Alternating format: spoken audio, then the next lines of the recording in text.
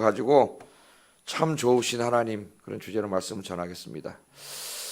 여러분, 오늘 아침에 이렇게 새벽에 예배드리고 기도하러 오셨는데, 여러분 예배를 받으시고 기도를 들으신 하나님은 너무 좋으신 하나님인 줄로 믿습니다. 자, 오늘 이 말씀에 보면은 엘리야가 이제 가서 기거하던 그 사렙다 과부의 아들이 갑자기 병이 들어가지고 죽는 이야기를 중심으로 이야기가 전개되고 있습니다.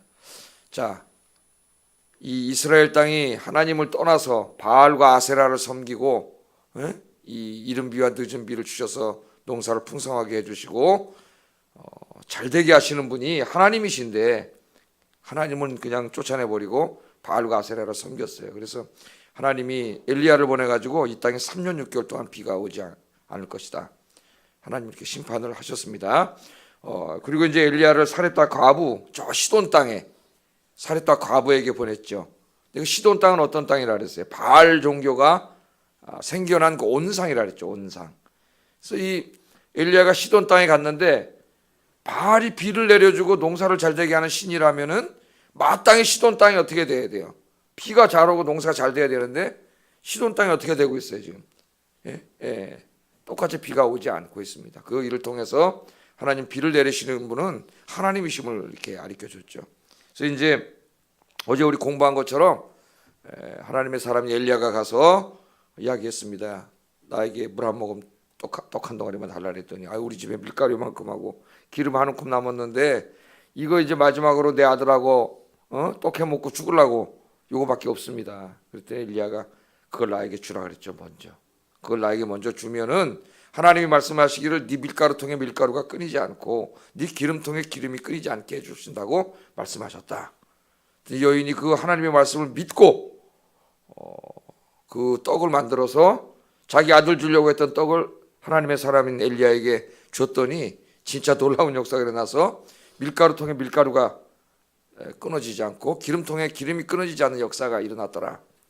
어제 그래서 믿음과 순종의 중요성, 여기에 대해서 공부했죠. 그래서 이제 다른 사람들은 다 지금 굶고 있어요. 먹을 것도 없어요. 그런데 하나님을 믿고 그 말씀에 순종한 이 사렙다 과부 이 집만 먹을 게 있습니다. 그리고 하나님의 사람인 선지자도 그 집에 거하면서 시돈 땅으로 갔기 때문에 아합이 잡을 수가 없잖아요. 찾을 수도 없고 어디 갔는지도 모르고. 그래서 아합의 이 엘리야의 생명도 보호해주고 또 여인의 집에 밀가루와 기름이 계속 나오게 하심으로 그 여인과 아들만 먹는 게 아니라 하나님의 선지자도 같이 먹고 살게끔 하나님이 그렇게 보호하셨죠. 그래서 아무리 가뭄이 들고 아무리 이 세상 살기가 험난해진다 하더라도 하나님을 경외하는 사람들은 누가 먹여 살린다? 하나님 먹여 살린다.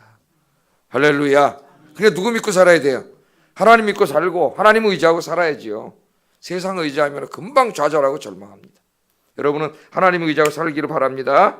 자, 오늘 성경에 보니까 어느 날 그랬어요. 어느 날. 그렇게 얼마가 지났는지 모르지만은 어느 날이 됐는데 갑자기 과부의 하나밖에 없는 아들이 병이 들었어요. 그러니까 엄마가 걱정이 됐겠죠. 그런데 시름시름 앓더니 죽었다 그럽니다. 성경에 보니까 이 아들이 죽었어요. 17절에 보니까 시름시름 앓다가 죽었어요. 그 여러분, 이 엄마가 마음이 어떻게 됐겠습니까? 아들 하나밖에 없는데, 그것도 오늘 이렇게 엘리야가 이렇게 번쩍 들고 간 걸로 봐서는 작은 아이였던 것 같아요. 어린 아이였던 것 같은데, 아들 하나밖에 없는데 아들이 갑자기 병들더니 죽어버렸습니다. 그래, 이 엄마가 뭐 그 슬픔은 말할 것도 없고 얼마나 좌절했겠어요, 엄마. 그래서 아들이 죽은 다음에 엘리야에게 이렇게 막 원망을 하죠. 2절 한번 읽어보겠습니다. 2절 시작. 2절이 아니라 18절 시작.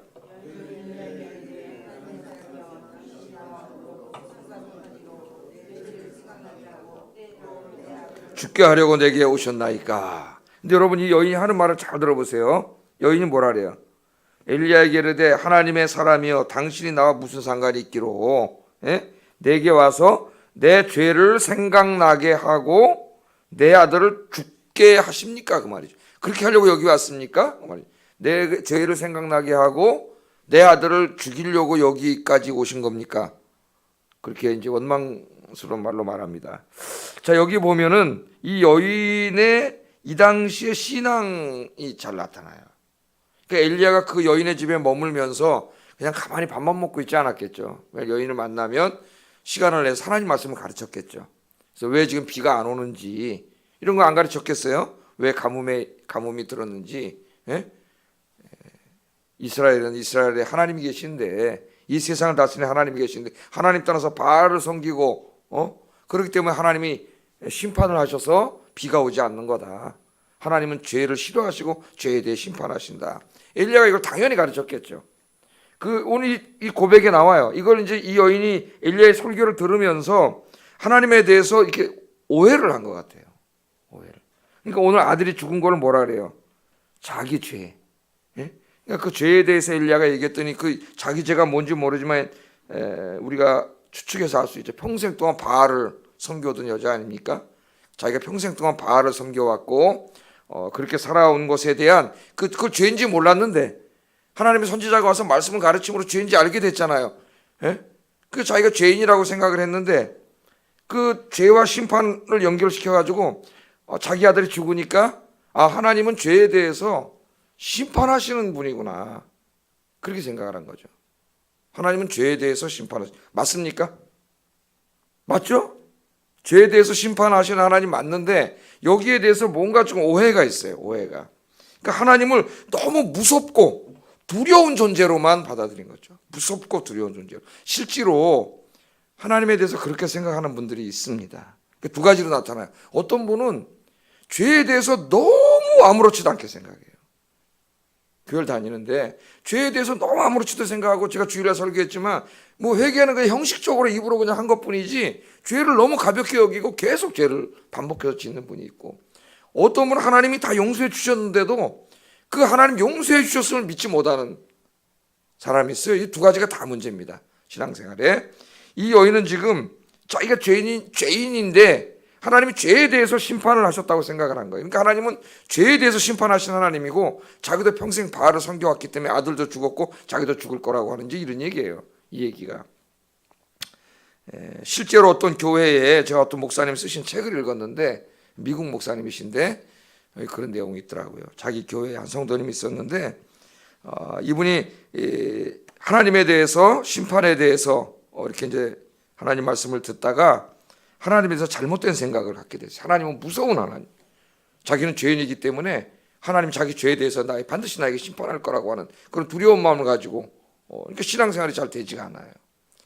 목사님께 어느 날 상담을 했습니다. 그런 마음을 가지고. 그랬더니 그 목사님이 그렇게 얘기를 했다래요.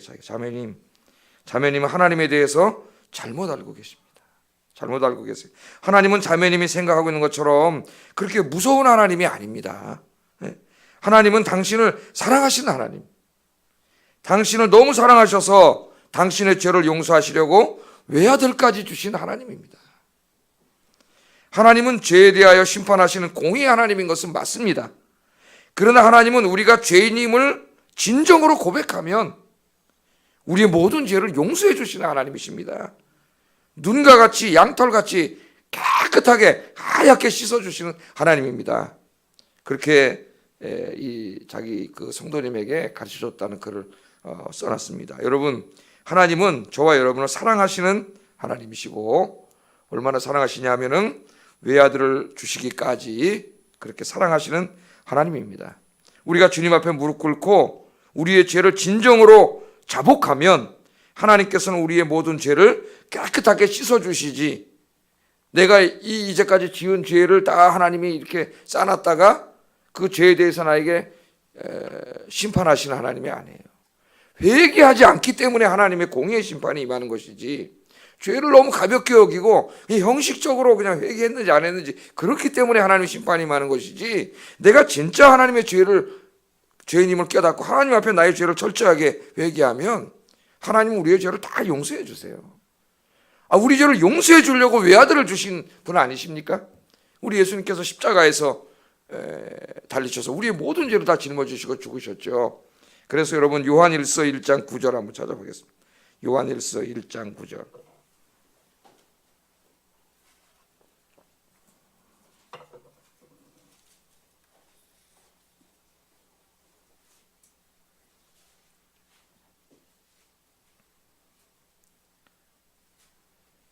같이 한번 읽어보겠습니다. 시작.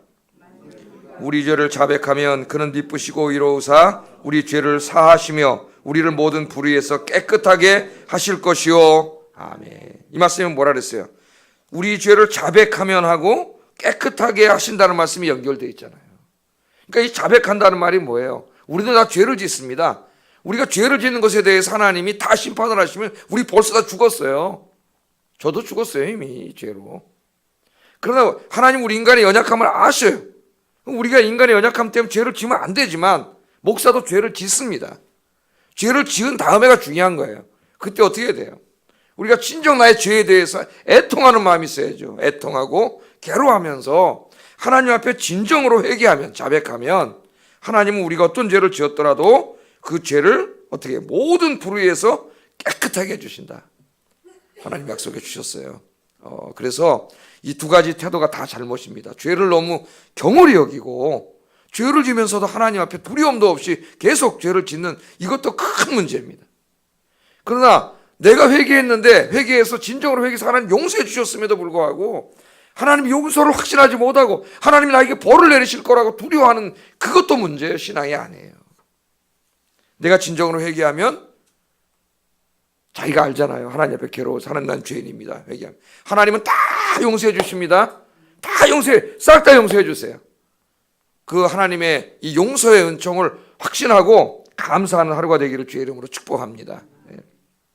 이 두 가지 태도가 다 문제라 그랬어요. 자, 엘리야가 여러분 한번 생각을 해보세요. 그 집에서 이제 어쨌든 엘리야가 기도해가지고 밀가루통에 밀가루가 계속 나오잖아요. 풀면은 또 나와. 풀면은 또 나와. 예? 기름도 따르면 또 나와. 따르면 또 나와. 이래서 먹고 있는데 다락방에서 이제 기거해 있지 않습니까?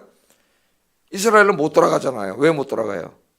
아합이 죽이려고 그러잖아요. 이제 18장 내일 우리가 공부할 거지만은 아합이 엘리야를 찾아 죽이려고 이 잡듯이 뒤지는데 못 잡고 있어요. 왜?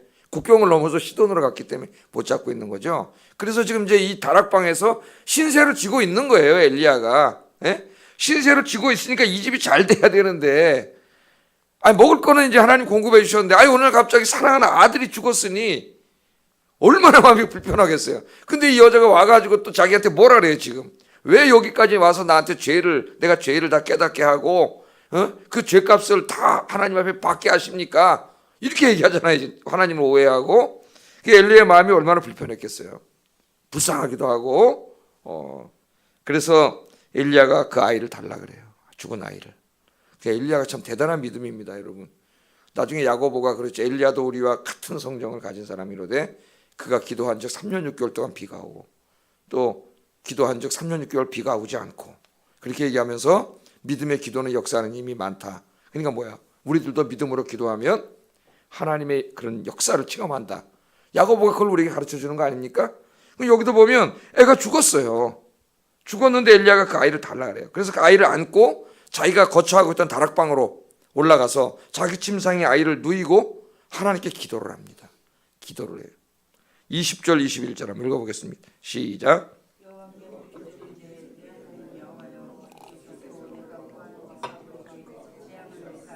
그 아들이 죽게 하셨나이까 하고 그 아이 위에 몸을 3번 펴서 엎드리고 여호와께 부르짖어 이르되 내 하나님 여호와여 원하건대 이 아이의 혼으로 그의 몸에 돌아오게 하옵소서 하니. 예. 자, 엘리야가 자기 침상에 아이를 누워놓고 그 아들을 위해서 기도를 하는데 뭐라고 기도를 하고 있습니까? 예? 왜 하나님 이 아이를 죽게 하셨습니까? 하고 그 아이 위에 몸을 3번 펴서 엎드리고. 그러니까 어떻게 한 거예요? 아이를 침상에 이렇게 눕혀놓고 아이를 이렇게 잡고 기도하고. 그냥 이렇게 기도한 게 아니라 아이를 이렇게 한번 이렇게 몸 굽혀서 이렇게 자기 몸으로 덮은 거죠, 아이를. 예? 이렇게 끌어안고 기도한 거죠. 자기 뭔가 포갠 거예요. 그러니까 자기 몸을 굽혀가지고 어떻게 된 건지 알겠죠? 이 아이는 이렇게 아이를 눕혀놓고 이렇게 포갠 거죠. 포개서 자기 몸을 덮은 거예요. 그렇게 하면서 뭐라고 기도해요? 3번이나 그렇게 기도했다 그랬어요. 3번 엎드리고 여호와께 부르짖어 이르되 내 하나님 여호와여 원하건대 이 아이의 혼으로 그 몸에 들어오게 하소서. 그렇게 기도합니다. 자, 이스라엘 율법에 의하면 어떻게 돼요? 시체는 부정하기 때문에 시체를 만지지 못하겠습니다. 시체, 자기 부모가 돌아가셨더라도 시체를 만진 다음에 일주일 동안 정결 규례를 가져야 돼요. 성전에 들어가지 못해요. 그런데 지금 이 엘리야가 시체를 만진 것뿐만 아니라 어떻게 했어요? 자기 몸으로 그냥 이렇게 안았죠. 자기 몸으로 안았습니다. 그건 뭐냐면 엘리야가 하나님께서 이 아이를 다시 살려주실 것을 확신하고 기도하는 거예요. 확신하고. 근데 자, 보세요. 이제 첫 번째 안았습니다. 첫 번째 안고 기도했어요. 하나님, 이 아이의 영혼이 다시 돌아오게 해주세요. 생명이 돌아오게 해주세요. 그리고 일어났죠. 났어요, 안 났어요? 안 살아났어요. 안 살아났죠. 안 살아났어요. 예? 안 살아났네? 그때 한번 우리 입장에서 한번 생각해 보라고. 그 다음에 또 두 번째 또 포기했어요. 하나님 아버지, 이 아이의 생명이 돌아오게 해주세요. 그리고 났잖아요. 또 일어났잖아요. 살아났어요, 안 살아났어요? 안 살아났잖아요. 그럼 거기서 이제 안 살아나나 보다 그냥, 예? 그리고 포기할 텐데. 또 엘리야가 또 어떻게 했어요? 또 세 번째 하나님 앞에 또 그랬어요. 또 엎었습니다. 엎어가지고 또 하나님 앞에 이 아이의 생명이 돌아오게 해주세요. 그랬더니 어떤 역사가 일어났어요? 예? 22절 읽어보겠습니다. 22절 시작.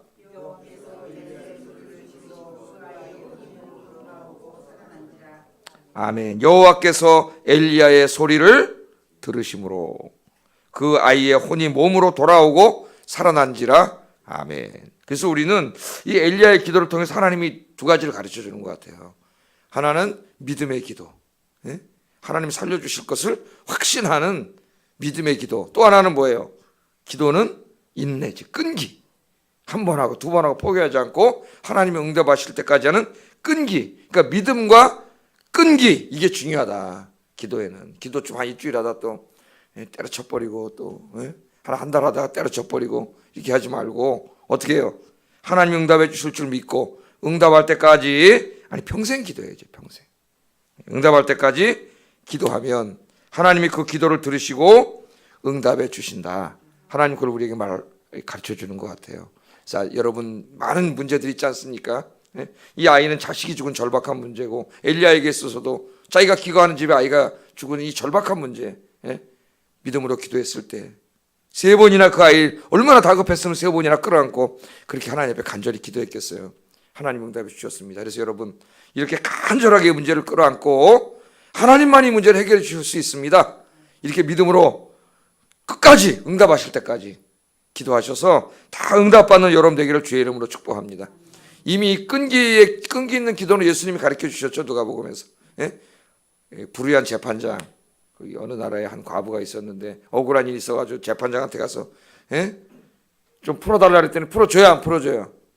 안 풀어주죠. 그 거만하고 오만하고 타락한 재판장이 그 무슨 가난한 과부가 왔는데 그 귀찮아가지고 안 해주는데 이 과부가 어떻게 했어요? 계속 갔지. 그래, 네가 이기나 내가 이기나 한번 보자. 매일 가서 그러니까는 그 재판장이 뭐라 그랬다 그래요, 예수님이. 야, 내가 하나님도 안 무서워하고 아무도 안 무서워하는데 저거 안 들어줬다 그러면 매일 와서 나를 괴롭힐 테니 내가 들어주리라 그랬다 그러면서 예수님이 뭐라 그래요? 저런 불의한 재판관도 저 간청하는 저거 들어주는데 하물며 하늘에 계신 이 좋으신 하나님이 너희의 기도에 응답하지 않겠느냐. 할렐루야. 그러나 예수님 뭘 걱정하셨어요? 그러나 내가 마지막 때에 믿음이 있는 자를 보겠느냐 그랬잖아요. 저렇게 간청하면, 끈기로 간청하면, 인내로 간청하면, 기도하면서 실망하지 않고 계속 기도하면 하나님 반드시 응답해 주시는데 예수님이 걱정한 게 뭐냐? 마지막 때에 믿음 있는 자를 보겠느냐 그랬어요. 믿음 있는 자를. 여러분은 믿음으로 인내로 기도하셔서 다 기도 응답의 간증이 넘치는 여러분 되기를 주의 이름으로 축복합니다. 자, 그래서 이제 하나님께서 살려주셨죠. 아이가 살아났어요. 놀라운 일이 벌어졌습니다. 그랬더니 엄마가 이 놀라운 광경을 보고 신앙 고백을 합니다. 24절 한번 읽어보겠습니다. 시작. 당신의 입에 있는 여호와의 말씀이 진실한 줄 아노라 하니라. 아멘. 물론 그 전에도 큰 기적이죠. 지금 밀가루가 계속 나오고 있고 기름 계속 나오고 있는데 이것보다도 확실한 증거가 어디 있겠어요. 근데 그런 가운데서도 하나님에 대해서 아주 확실하지 알지 못하고 혹시 저 엘리야가 뭐 마술을 부리나 뭐 이렇게 생각했을 수도 있고, 그런데 오늘 이 자기 아이가 죽었는데 이 아이를 다시 살리는 걸 통해서 여인은 이제 확신하게 된 거죠. 아, 이 사람 정말 하나님의 아들이고 이 사람이 나에게 전해준 말씀은 다 하나님의 말씀이고 이 사람이 이야기한 이스라엘의 하나님 여호와 하나님이 진짜 하나님이구나, 바알은 가짜구나. 어떻게 됐어요? 이걸 확실히 알게 됐죠. 그래서 이 아들이 살아남으로 하나님의 영광이 크게 드러났어요. 하나님의 영광이. 그래서 때로 하나님께서 우리에게 고난을 주실 때가 있는데, 고난을 주시는 데는 많은 이유가 있죠. 여러 가지 이유가 있는데 하나님의 영광을 위해서 우리에게 고난을 주실 때가 있습니다. 하나님의 영광을 드러나게 하시려고. 이 아이가 죽었잖아요. 이 여인에게 하나밖에 없는 아들을 뺏어가서 슬프게 하려고 데려간 것도 아니고, 하나님 엘리야를 난처하게 하려고 아이를 데려간 것도 아니고, 하나님의 영광을 드러내기 위해서 잠시 아이의 생명을 걷어간 거예요. 하나님의 영광을 드러내려고.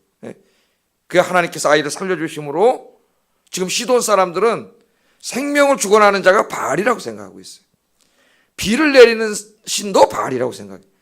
농사를 잘 되게 하는 신도 다 바알이에요. 근데 밀가루와 기름을 주시면서 식량을 주시는 분 하나님임을 깨닫게 하셨고, 아이를 살려주심으로 생명을 주관하시는 분도 누구라는 걸 가르쳐 주셨어요. 하나님임을 가르쳐 주셨어요. 아이가 죽었을 때 성경에는 다 안 나오지만 옆집 사람도 다 알았을 거 아닙니까? 하나밖에 없는 아이가 죽은, 야 저건 무슨 여호와 하나님 선지자 먹여 살리고 저러더니 잘 되는 줄 알았더니 애가 죽었네?